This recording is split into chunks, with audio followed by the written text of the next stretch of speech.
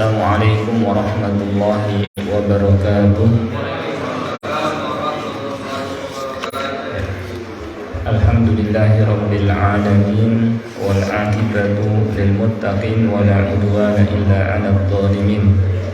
Asyhadu an la ilaha illallah iyyahu na'budu wa iyyahu nasta'in wa asyhadu anna Muhammadar Rasulullah shadiqul wa'dil amin. Allahumma salli wa sallim ala nabiyyina Muhammad wa ala alihi wa sahbihi ajma'in, amma ba'd. Pertama-tama kita panjatkan puja dan puji syukur kehadirat Allah Subhanahu wa taala yang tidak henti-hentinya melimpahkan kepada kita semua nikmat-nikmatnya, terutama adalah nikmat Islam, demikian pula nikmat taufik, dimudahkan kita oleh Allah Subhanahu wa taala untuk melangkahkan kaki kita menuju rumahnya, melaksanakan salah satu perintahnya, yaitu salat maghrib berjamaah, dan kemudian kita menyempatkan hadir di majelis ta'lim sambil menunggu tibanya waktu salat isya, di mana semuanya memiliki keutamaan yang sangat-sangat besar. Salawat dan salam tidak lupa kita sampaikan kepada Nabi kita Nabi Muhammad sallallahu alaihi wasallam, kepada keluarganya, para sahabatnya, dan orang-orang yang mengikutinya hingga hari kiamat. Seperti biasa pada malam Ahad pekan pertama kita mempelajari tafsir Juz Amma.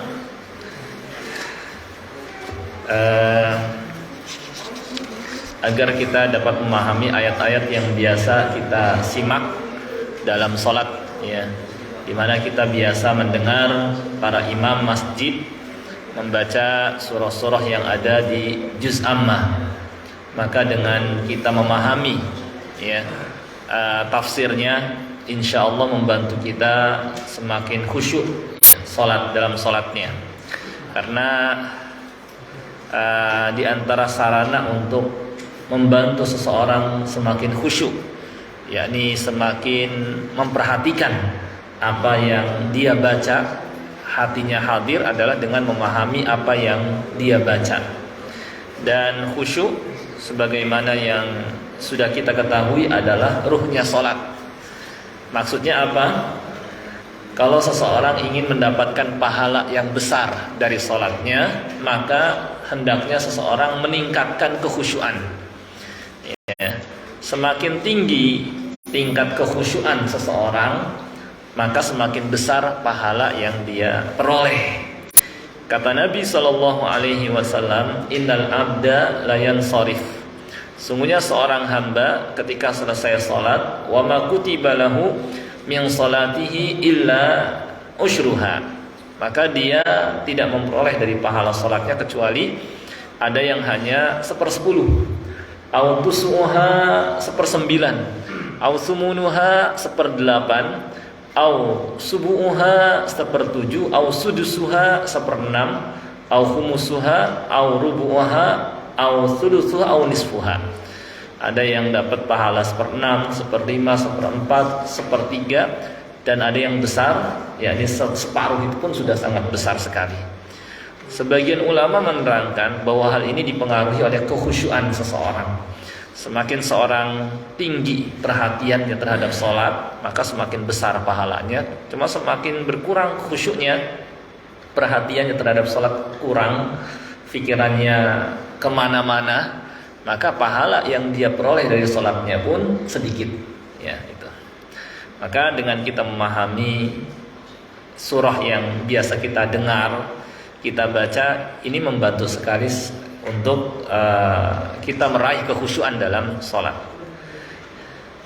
Baik, terakhir kita sampai surah, ada yang ingat mungkin Pak? Surat apa yang terakhir kita pelajari? Setelah apa? Al-Bayyinah jauh sekali berarti. Al-Bayyinah itu udah mau akhir. Surah apa ya?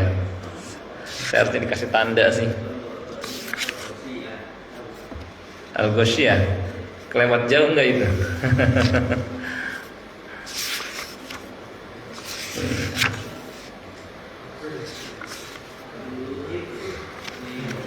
Kemarin saya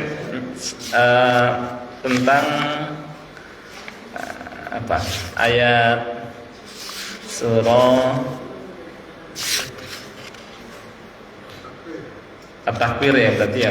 Mungkin sekarang Al-Infitar mungkin insyaallah. Ya, karena masih belum jauh kita mempelajari tafsir. Seperti sekarang Al-Infitar insyaallah. Baik, saya akan bacakan terlebih dahulu ayatnya. A'udzu billahi minasy syaithanir rajim. Bismillahirrahmanirrahim. Idzas samaa'u fatarat wa idzal kawakibu intatharat wa idzal biharu fujjirat wa idzal quburu bu'thirat alimat nafsum ma qaddamat wa akharat ya ayyuhal insanu ma gharraka bi rabbikal karim alladzi khalaqaka fasawwaka fa'adalak fi ayyi suratin ma syaa rakkabak. Baik, beberapa ayat dulu yang kita pelajari tafsirnya. Surah Al-Infitar ya. Infitar artinya terbelah. Apa yang terbelah di sini yakni langit. Pada hari kiamat, langit yang kokoh, yang kuat akan terbelah. Langit yang Allah Subhanahu wa taala ciptakan sedemikian kuat sehingga meskipun telah menjalani ratusan ribuan tahun ya, kita lihat sampai hari ini keadaan langit tetap kokoh. Berbeda dengan benda-benda yang ada di sekitar kita ya. Besi ketika sudah lama karatan, cat mulai pudar, kemudian pakaian lama-kelamaan usang, robek ya. Dan kayu mulai rapuh. Tetapi untuk langit meskipun telah menjalani masa ya ratusan ribuan tetap kokoh karena Allah Subhanahu wa taala kuatkan ya, kokohkan sehingga kata Allah malaha min futur, sehingga engkau lihat tidak ada bolong, tidak ada celah, tetap kokoh seperti pada awal ketika diciptakan. Tetapi tetap semua yang ada di alam semesta ini nggak ada yang kekal ya. Kata Allah Subhanahu wa taala kullu man 'alaiha fan, semua makhluk yang ada di atas muka bumi ini akan fana. Wa yabqa wajhu rabbika dzul jalali wal ikram, yang kekal abadi hanyalah Allah Subhanahu wa taala, pemilik keagungan dan kemuliaan ya. Maka langit meskipun kokoh kuat, ada masanya dia rapuh, ada masanya dia akan terbelah. Kapan? Yaitu pada hari kiamat ya. Allah Subhanahu wa taala berfirman, "Idzas samaa'u fatarat." Apabila langit terbelah ya. Yakni pada hari kiamat ya. Hari kiamat diawali dengan ditiupnya sangkakala oleh malaikat besar, malaikat Israfil ya. Malaikat Israfil yang saat ini sudah menaruh sangkakala di mulutnya. Sangkakala itu bentuknya seperti tanduk ya. Bentuknya seperti tanduk, bukan seperti trompet kayak orang ketika akhir tahun, enggak seperti itu, tapi bentuknya seperti tanduk. Dan saat ini malaikat Israfil sudah menaruh di mulutnya. Tunggu perintah Allah Subhanahu wa taala kapan diizinkan untuk meniupnya. Ketika sudah ditiup, karena malaikat Israfil malaikat yang besar, maka hancurlah alam semesta ini. Ulama menerangkan bahwa malaikat Israfil ini salah satu malaikat pemikul arsy juga, di samping malaikat Jibril dan Mikail ya. Malaikat-malaikat pemikul arsy ini fisiknya besar-besar dan kuat-kuat. Besar ya, kuat sehingga mampu dengan izin Allah memikul singgasana Allah Subhanahu wa taala di atas pundaknya. Awalnya mereka enggak sanggup memikul singgasana tersebut. nggak sanggup memikul singgasana Allah Subhanahu wa taala. Tapi Allah ajarkan kepada mereka, ucapkanlah haula wala quwata illa billah. Tidak ada daya dan upaya kecuali dengan pertolongan Allah. Akhirnya mereka sanggup memikul singgasana Allah Subhanahu wa taala di atas pundaknya. Ada 4 malaikat pemikul arsy, ya. Di antaranya malaikat Israfil, di samping malaikat Jibril, juga malaikat Mikail. Dan nanti pada hari kiamat singgasana Allah dipikul ditambah lagi oleh 4 malaikat lagi, jadi 8 malaikat. Kata Allah, wa yahmilu arsya rabbika yauma idin thamaniyah. Pada hari kiamat singgasana Allah akan dipikul oleh 8 malaikat. Ya. Dan saking besar fisiknya, ya, sampai disebutkan dalam hadis jarak antara pundak dengan bagian anting telinga bawah ini, ya, antara pundak dengan telinga bagian bawah ini sejauh perjalanan 700 tahun. Saking besarnya malaikat memikul arsy, ya, besar sekali. Ya, makanya sangat tidak pantas, ya, manusia sombong, apalagi sampai ada yang berani menentang Allah Subhanahu wa taala, berani terhadap kitabnya, sampai membakar Al-Qur'an, sampai merobek-robek, sampai menginjak-injak. Memangnya siapa dia, gitu ya, makhluk yang kecil yang diciptakan dari air yang hina, ya, dari mani, ya. Nggak pantas sombong kepada Allah Subhanahu wa taala. Di hadapan malaikat aja kecil sekali. Malaikat memikul arsy. Pemimpin malaikat adalah malaikat Jibril, ya. Yang mana beliau sendirian saja bisa menghancurkan kaum Lut, ya. Dengan beliau angkat dengan sayapnya wilayah Sodom, negeri Sodom, kemudian dibalikin, ya, negeri Sodom tersebut setelah diangkat ke atas, kemudian menghujani, ya, menjatuhkan penduduknya dan menghujani mereka dengan batu-batu, ya. Nah, itu sendirian saya bisa, ya, bisa menghancurkan suatu negeri, ya. Nah, apalagi, ya, yakni sampai berani kepada Allah Subhanahu wa taala, ya, sangat enggak pantas sekali. Dan jangan kira Allah lalai, ya. Ada masanya Allah Subhanahu wa taala nanti akan hukum, ya, sebagaimana sudah berlalu orang-orang terdahulu ketika mereka mendustakan para rasulnya, ya, mendustakan kitab yang dibawa oleh rasulnya, mereka kemudian dibinasakan. Ada kaum Ad, ada kaum Thamud, ada Fir'aun, ya, dan seterusnya. Kaum Ad saja yang fisiknya besar-besar, ya, dan mereka menakut-nakuti orang yang lewat, suka membegal, ya, dan mampu melobangi gunung, dan fisiknya besar-besar sampai mereka mengatakan man asyaddu minna quwwah, siapa yang lebih hebat atau lebih dahsyat kekuatannya daripada kami. Maka Allah dengan mudah mengirimkan angin, ya, yang dingin, yang kemudian menerbangkan mereka ke atas langit dengan menjadikan kepala mereka di bawah, kaki di atas, lalu dijatuhkan dan kemudian pecahlah kepala mereka karena sombongnya mereka kepada Allah Subhanahu wa taala. Belum lama juga ada orang yang sudah dibinasakan, maksudnya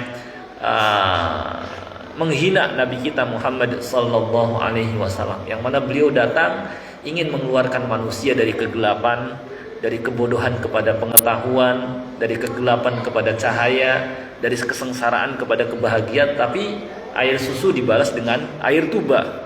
Beliau malah direndahkan, ya, dibuat karikatur Nabi Shallallahu Alaihi Wasallam, hingga ketika diancam oleh istilahnya kaum muslimin, dia kemana-mana dijaga sama polisi. Tetapi, ya, yang namanya kematian, ya, nggak bisa dihindari.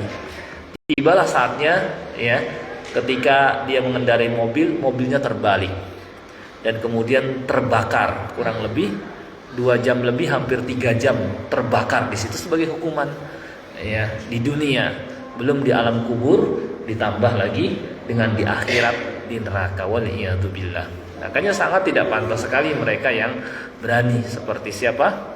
Rasmus Paludan dan orang-orang yang ikuti jejaknya. Ya. Nah, kembali lagi kita ke sini, ya. Kata Allah Subhanahu wa taala, "Idzas samaa'un fatarat", apabila langit terbelah. Yakni ketika hari kiamat, ketika malaikat Israfil, salah satu malaikat pemikul arsy, diperintahkan oleh Allah Subhanahu wa taala meniup sangkakala. Karena malaikatnya besar, tiupannya juga sangat keras, maka wajar ya mengguncangkan dan menghancurkan alam semesta ini dan sampai membuat langit pun terbelah, ya. Kemudian kata Allah, wa idzal kawakibun tatarat, dan apabila bintang-bintang jatuh dari langit, ya, yang mana Allah Subhanahu wa taala adakan bintang di langit itu faedahnya untuk menghias langit sebagai pelempar setan. Maksudnya alat pelempar setan yang nanti akan diarahkan kepada setan yang berusaha mencuri berita dari langit dan sebagai penunjuk arah. Tetapi ya pada hari kiamat bintang ini akan dijatuhkan. Ya. Dan jumlahnya enggak cuma satu tapi jamak banyak. Satu saja bintang meteor saja dijatuhkan membuat lubang yang besar, ya, membuat area yang luas yang yang berlubang besar sekali. Lalu bagaimana kalau jumlahnya banyak yang dijatuhkan, maka seorang nggak bisa meloloskan diri. Maka wajar kalau semuanya pada mati, ya. Kemudian kata Allah, wa idzal biharu fujirat, dan apabila lautan dijadikan meluap. Lautan ini kemudian naik, ya, ke atas, meluap dan menjadi satu kesatuan dengan air yang lain, yang tawar misalnya, ya, meluap. Ini juga peristiwa pada hari kiamat. Air meluap, ya kayak tsunami seperti itu, ya, meluap. Kita lihat banyak ketika tsunami terjadi, ya, banyak korban. Bagaimana tsunami Aceh sampai ratusan ribu orang, ya, istilahnya menjadi korban, ya. Lalu bagaimana apabila tsunami-nya dan luapan airnya lebih tinggi lagi? Pada hari kiamat lebih tinggi lagi. Di samping goncangan buminya lebih besar lagi. Goncangan yang kita misalnya dengar atau lihat istilahnya di Turki, kemudian sebelumnya lagi di Cianjur dan di beberapa tempat saja membuat berantakan, ya, mengakibatkan banyak orang meninggal dunia. Lalu bagaimana ketika guncangannya sangat dahsyat sekali seperti halnya hari kiamat? Maka jangan sampai, maksudnya orang-orang yang masih hidup pada hari kiamat hanyalah orang-orang yang buruk saja. Orang-orang yang soleh-soleh sudah pada diwafatkan. Karena kasihan kalau hidup ketika kiamat tiba, itu besar sekali penderitaannya. Mungkin kena jatuhnya meteor, mungkin kena goncangan yang dahsyat tertimpa runtuhan, mungkin pokoknya hanya orang-orang yang buruk saja yang masih hidup ketika kiamat tiba. Orang-orang solehnya sudah pada diwafatkan oleh Allah Subhanahu wa taala karena ngeri sekali, dahsyat sekali guncangan pada hari kiamat. Kata Allah, ya ayyuhan nasu taqu rabbakum, wahai manusia bertakwalah kepada Allah, ya. Inna zalzalatas saati syai'un 'adzim, sesungguhnya goncangan pada hari kiamat adalah goncangan yang sangat dahsyat. Yauma tarawunaha, pada hari ketika engkau melihatnya, tadhalu kullu murdi'atin amma arda'at, sampai-sampai seorang ibu, ya, yang menyusui anaknya sampai lupa dengan anak, sampai dilepas begitu saja karena memperhatikan keselamatan dirinya. Wa tad'u kullu dzati hamlin hamlaha, dan wanita yang hamil pun langsung keguguran. Berarti kan sangat dahsyat sekali.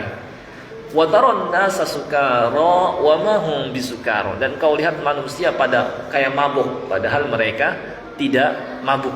Walakinna adzaballahi syadid, akan tetapi azab Allah sedemikian dahsyat sehingga membuat orang kayak mabuk sempoyongan kesana kemari kocar kacir, ya, padahal mereka tidak mabuk, tapi karena azab Allah, ya, begitu dahsyat, ya. Ini pada hari kiamat. ketika alam semesta ini sudah hancur dan kemudian pada mati, fasa'iqa man fis samawati wa man fil ard, ya. Dan malaikat Israfil pun kemudian juga akan mati. Disebutkan dalam riwayat seperti itu, juga akan mati. Karena semua makhluk akan mati, ya, hanya Allah Subhanahu wa taala yang maha hidup. Setelah semua mati, ya, Allah berfirman, Allah lipat langit dengan tangannya, bumi juga. Kemudian Allah berfirman, aina mulukul ard, di mana raja-raja yang dulu berkuasa di muka bumi. Ainal jabbarun, di mana orang-orang kejam, orang-orang yang berlaku sewenang-wenang di muka bumi. Ketika itu, al mulku yauma idinil haqqu lirrahman. Kerajaan, ya, hanya milik Allah Subhanahu wa taala. Enggak ada lagi raja-raja di dunia yang dulu ketika di dunia berkuasa. Ya. Enggak ada yang nyaut, enggak ada yang jawab. Maka setelah berlalu 40 hari atau 40 bulan atau 40 tahun, wallahu alam, tidak disebutkan secara tegas dalam hadis, Allah Subhanahu wa taala membangkitkan malaikat Israfil. Kemudian Allah perintahkan meniup sangkakala yang kedua.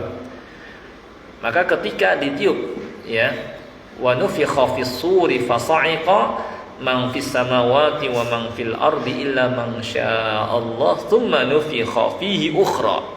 Lalu ditiuplah sangkakala yang kedua, fa idahum qiyamun yanzurun. Maka manusia kemudian bangkit, ya, keluar dari kubur. Sebagaimana firman Allah Ta'ala, wa idzal quburu bu'thirat. Apabila kuburan-kuburan kemudian terbongkar, dibalik tanahnya dan dikeluarkan orang-orang yang telah mati yang ada di dalamnya untuk, ya, dihidupkan, dikumpulkan, ya, di sebuah tempat yang namanya padang mahsyar, tempat yang datar, ya, yang awalnya adalah bumi yang kita tempati, kemudian Allah Subhanahu wa taala datarkan. Sebagaimana firman Allah, wa idal ardu muddat, apabila bumi didatarkan. Sebagian ulama berdalil dengan ayat ini bahwa bumi itu bulat. Karena kata Allah nanti akan didatarkan, menunjukkan pada hari kiamat akan dijadikan datar. Sebelumnya ya tidak datar, yakni bulat, gitu. Nah, ketika sudah didatarkan dan kemudian manusia dibangkitkan, ya. Kemudian mereka digiring, diarahkan ke tempat berkumpul atau padang mahsyar, ya, di padang mahsyar. Dan di situ seperti yang pernah saya terangkan sebelum-sebelumnya, ya, matahari didekatkan kepada manusia, jaraknya cuma 1 mil, 1,5 kilometer lebih sedikit, ya. Sekarang saja bermil-mil, berkilo-kilometer kita merasakan kepanasan. Lalu bagaimana cuma 1,5 kilometer? Tentu sangat panas sekali. Maka wajar ketika itu manusia mengucurkan keringatnya. Yang melindungi mereka dari panas terik matahari adalah amalnya. Semakin kurang dan sedikit amalnya, semakin merasakan kepanasan. Ada yang keringatnya sampai semata kaki, ada yang keringatnya sampai selutut, ada yang keringatnya sampai sepinggang, ada yang sampai dibanjiri oleh keringatnya. Tetapi di tengah orang-orang pada kepanasan, ya, ada 7 golongan orang yang dinaungi, enggak kepanasan, ya, dinaungi. Yani Allah Subhanahu wa taala adakan naungan sehingga enggak terkena panas terik matahari. 7 golongan itu adalah, pertama, pemimpin yang adil, yang ketika di dunia dia memimpin dengan adil, memberlakukan hukum Allah, dia memberikan hak, masing-masing memiliki hak, tidak berlaku zalim, ya. Maka sebagai balasannya, ya, dia dinaungi sehingga enggak kepanasan, ya. Kemudian juga seorang yang tumbuh di atas beribadah kepada Allah Subhanahu wa taala dari sejak kecil, sejak remaja sampai menjadi orang tua, sampai meninggal dunia dia istiqomah, ya, menjalankan ajaran Islam, ya, rajin sholat, ya, rajin baca Al-Quran, rajin ke masjid, ya. Dia tidak seperti remaja-remaja yang lain yang mereka mengisi waktu mudanya dengan yang sia-sia. Nanti ajalah beramal soleh, nanti ajalah ke masjidnya kalau sudah lanjut usia. Padahal kan belum tentu ya usianya dipanjangkan sampai istilahnya sampai 60-70 tahun. Boleh jadi dia meninggal dalam usia muda. Kebanyakan dibisik oleh setan. Udah, kamu manfaatkan masa mudamu dengan senang-senang. Mumpung masih muda, kapan lagi? Nanti aja ke masjidnya, nanti aja beribadah, nanti aja kembali kepada agama kalau sudah tua. Iya, kalau usianya sampai tua. Kalau enggak, gitu ya. Nah itu. Nah orang ini dia menjauhi orang-orang yang seperti itu, nggak ikut-ikutan. Dia lebih memilih rajin ke masjid dari sejak kecil, ya terus istiqomah di atasnya sampai dia meninggal dunia. Maka sebagai balasannya akan dinaungi, nggak kepanasan. Kemudian dua orang yang saling mencintai karena Allah berkumpul karenanya dan berpisah pun karenanya. Yakni yang membuat dia cinta kepada orang lain adalah lillah, karena Allah. Karena orang tersebut ya mengingatkan dia kepada Allah, dengan bersamanya membuat dia semakin istiqomah dan menjalankan ibadah, ya ngelihat saudaranya ya rajin sholat sunnah, dia pun akhirnya terbawa. Lihat saudaranya baca Al-Quran, dia pun akhirnya terbawa. Bersamanya jadi ingat sama akhirat. Nah ini dua orang yang saling mencintai karena Allah. Kemudian yang keempatnya adalah rajulun qalbuhu mu'allaqun bil masajid, seorang yang hatinya terpaut dengan masjid. Di mana saja dia berada, ya, dia ingat terus dengan masjid, dalam arti ingin segera ke masjid. Ketika terdengar suara azan segera mendatanginya dan cinta dengan masjid dan senang memakmurkannya. Ya ini insya Allah termasuk ya pengurus-pengurus masjid, kita harus bangga gitu ya. Insya Allah termasuk gitu ya, yang senang berada di masjid, ya hatinya terpaut dengan masjid, maka akan Allah Subhanahu Wa Taala naungi.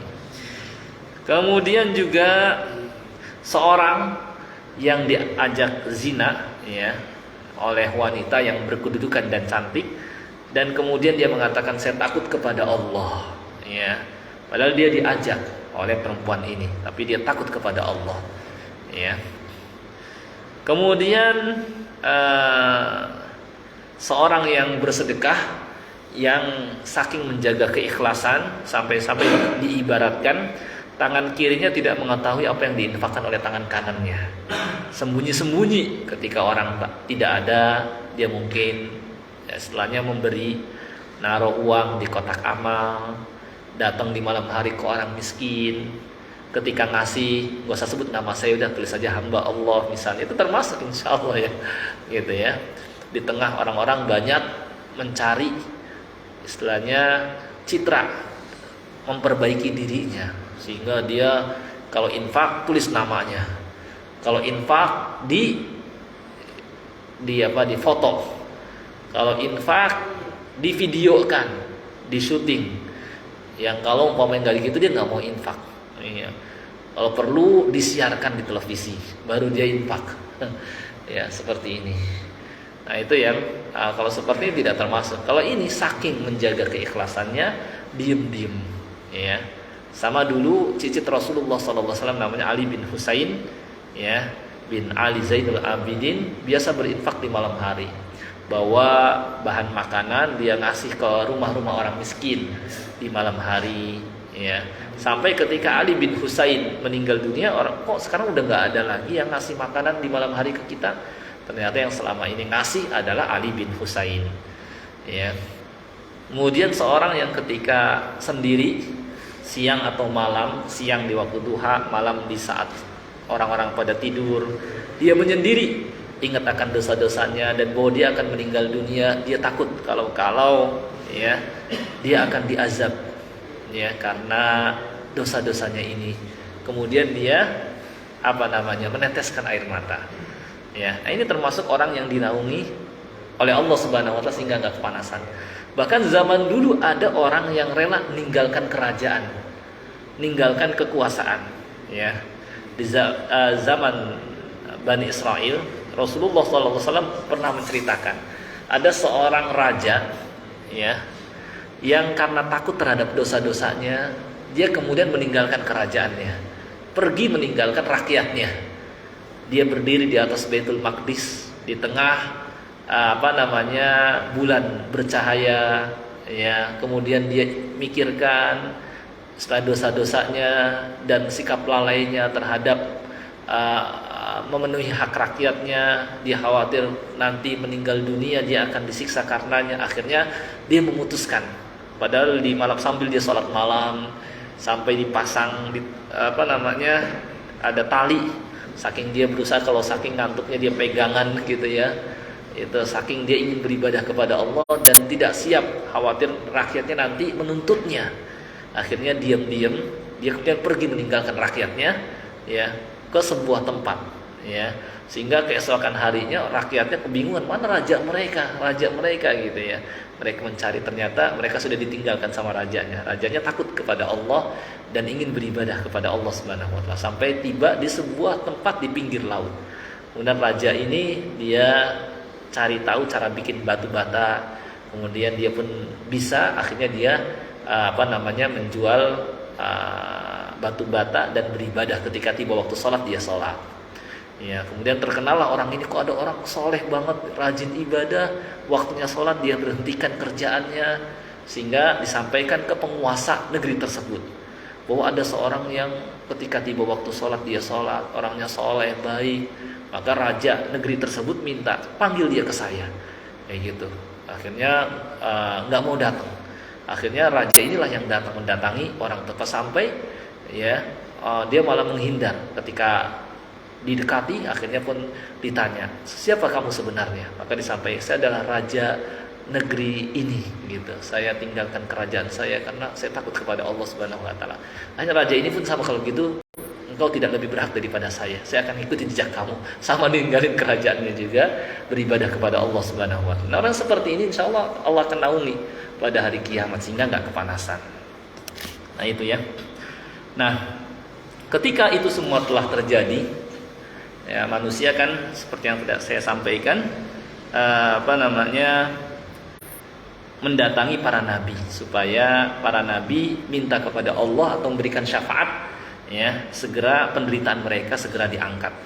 Manusia di padang mahsyar dalam waktu yang sangat lama, tapi bagi orang mukmin hanya sebentar, seperti antara zuhur dan asar saja. Tapi untuk orang-orang kafir lama sekali di padang mahsyar, ya. Kemudian mereka pun mendatangi para nabi, Nabi Adam, minta supaya Nabi Adam menghadap Allah, supaya minta kepada Allah segera penderitaan mereka diselesaikan. Nabi Adam juga nggak bisa, disuruh datangi Nabi Nuh alaihissalam juga nggak bisa, disuruh oleh Nabi Nuh datangi Nabi Ibrahim juga nggak bisa, Nabi Ibrahim nyuruh datangi Nabi Musa juga nggak bisa, Nabi Musa suruh mendatangi Nabi Isa juga nggak bisa. Akhirnya Nabi Isa nyuruh datangi Nabi Muhammad sallallahu alaihi wasallam.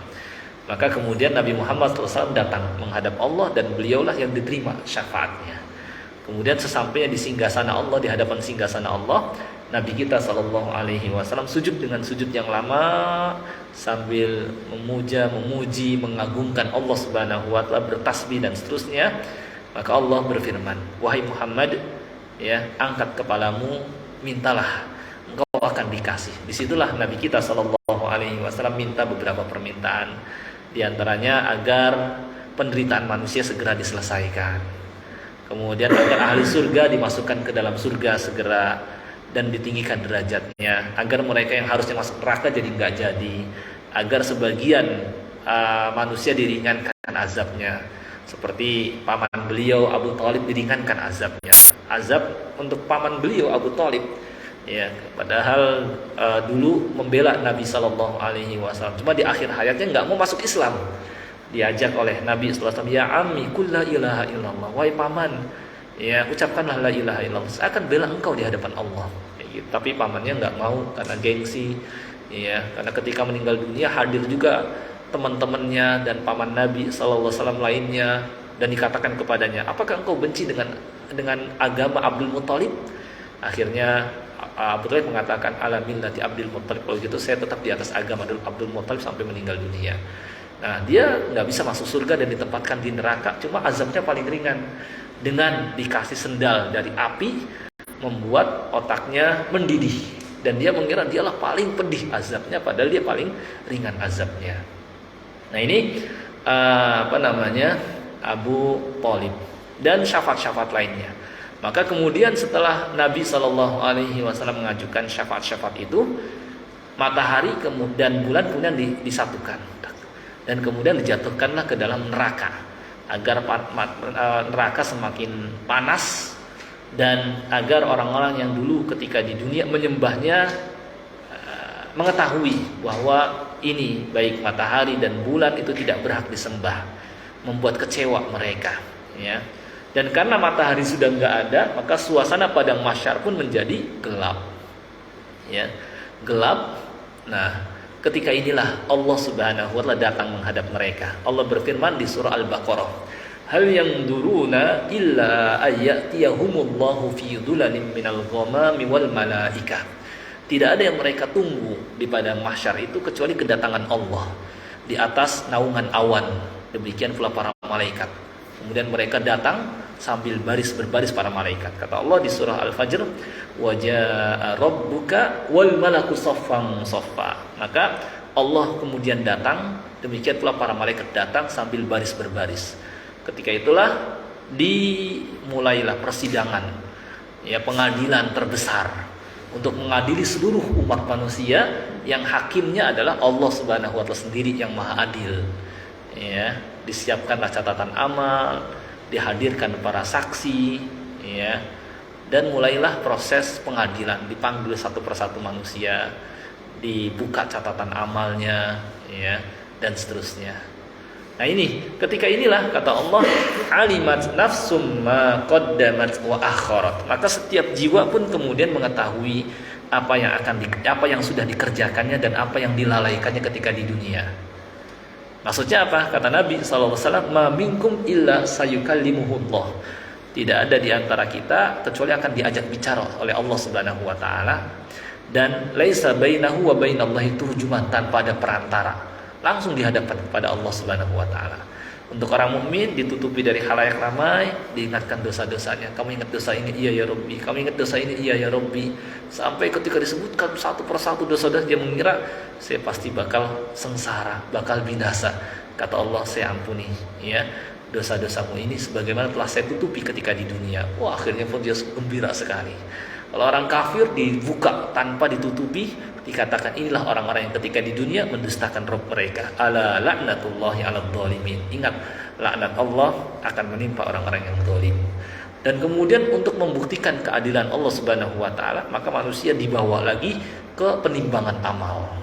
Jadi supaya betul-betul tampak keadilan Allah, ditimbanglah ketika itu catatan amal mereka. Yang lebih berat timbangan kebaikannya, maka dia berada dalam kehidupan yang memuaskan. Tapi yang ringan, maka fa ummuhu hawiyah, tempatnya neraka hawiyah. Wa ma adraka hiya narun hamiyah. Tahukah engkau hawiyah itu yaitu neraka yang apinya sangat panas. Selesai ditimbang, maka diajak lagi manusia mendatangi siratah yang dibentangkan di atas neraka jahanam, yang keadaannya lebih tajam daripada pedang dan lebih halus daripada rambut. Maka kalau mengandalkan kemampuan dirinya nggak bisa lewat, ya, harus mengandalkan amal. Semakin banyak di antara manusia yang soleh amalnya seperti para nabi, ya, ada yang melintasi cepat kilat, ada yang seperti angin berhembus, ada yang seperti naik kuda, ada yang seperti orang berlari, ada orang yang seperti berjalan, dan banyak yang berjatuhan. Di samping di sisi neraka ada besi bercabang yang menarik orang yang lintas di atasnya. Nah, itulah peristiwa pada hari kiamat. Maka jauh-jauh hari Allah ingatkan, ya ayyuhal insanu ma gharraka bi rabbikal karim. Wahai manusia, apa yang membuat engkau terus berbuat durhaka kepada Allah yang Maha Pemurah? Ini di sini Allah ingin sadarkan, jangan sampai nanti kau menyesal. Ya, diingatkan dan seterusnya. Baik, saya kira mungkin sampai ayat 6 dulu dari surah Al-Infitar. Insyaallah nanti kita lanjutkan pada pertemuan berikutnya. Mudah-mudahan sedikit ini dapat difahami karena waktu sudah isya. Ini saja mungkin yang bisa kita pelajari. Kurang lebihnya mohon maaf. Kita tutup dengan doa kafaratul majlis. Subhanakallahumma bihamdika asyhadu an la ilaha illa anta astaghfiruka wa atubu ilaik. Assalamualaikum warahmatullahi wabarakatuh.